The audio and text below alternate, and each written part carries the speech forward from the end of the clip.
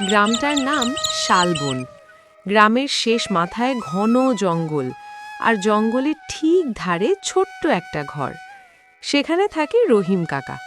তার সঙ্গে থাকে একটা কাক, একটা কুকুর আর একটা বুড়ো ছাগল। লোকেরা বলে রহিম পাগল হয়ে গেছে, পশুর সাথে কথা বলে। কিন্তু কেউ জানে না ওরাই রহিম কাকার পরিবার। আজ আবার দেরি করে উঠলেন কেন কাকা? ঘুম আসছিল রে ভোলু, স্বপ্নে আবার মানুষগুলো আসে। মানুষ মানেই ঝামেলা, পশু হলে এত কথা থাকতো না। কালু ঠিকই বলেছে, মানুষ কথা কম, হিসাব বেশি। ভোলু একসময় শহরের কুকুর ছিল, রাস্তা দুর্ঘটনায় আহত হয়ে পড়েছিল। কালু জন্মেছিল জঙ্গলে, কিন্তু মানুষ তার বাসা ভেঙে দিয়েছিল। ধলাকে কেউ দুধ না দেওয়ার অজুহাতে ছেড়ে দিয়েছিল। রহিম কাকা সবাইকে কুড়িয়ে এনেছিল।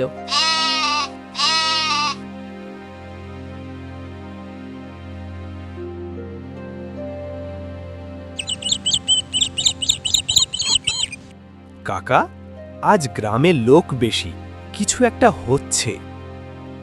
হ্যাঁ, ওরা জঙ্গল কাটতে এসেছে, আমি আকাশ থেকে দেখেছি। জঙ্গল কাটবে এখানে?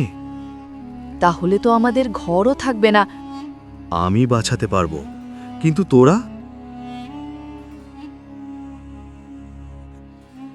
ওই রহিম, সরকার আদেশ দিয়েছে জঙ্গল কাটা হবে।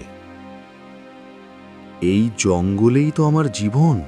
জঙ্গল তোমার না, কাগজে লেখা নেই। কাগজে লেখা থাকলেই জঙ্গল আমাদের না নাকি? ওই কাক কথা বলে। ওরা কথা বলে না, ওরা কথা বোঝায়।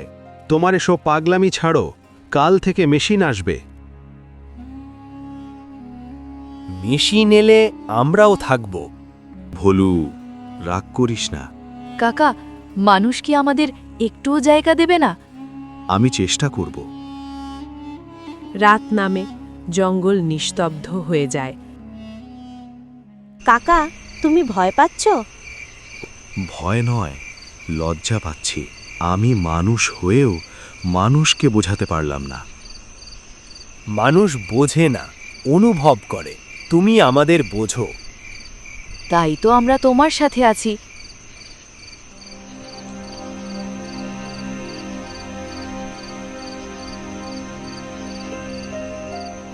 পরদিন মেশিন আসে।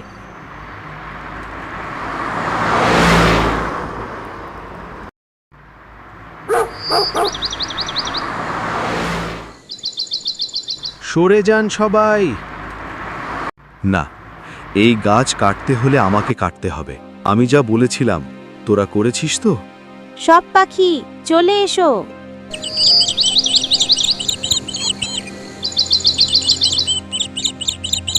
মানুষ আর পশুর মাঝে দাঁড়িয়ে যায় রহিম কাকা।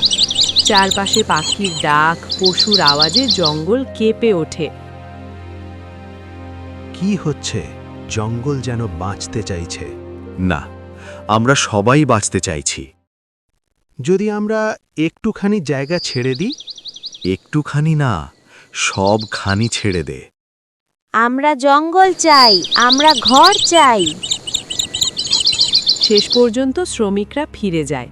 জঙ্গলটা এইভাবেই বেঁচে যায়।